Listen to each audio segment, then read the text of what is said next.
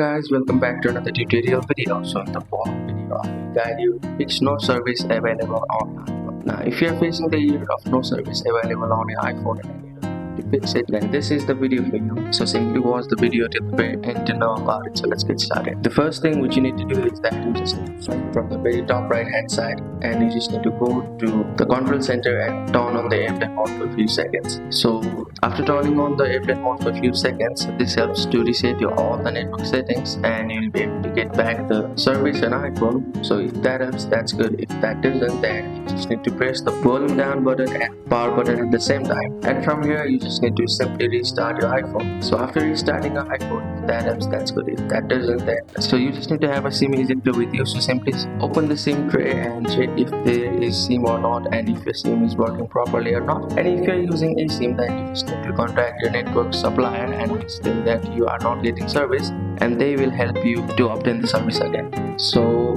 by doing all of it, you will be able to fix the no service available on your iPhone. So that's it. Thank you for watching the video. Please don't forget to like the video and subscribe to our channel. Thank you.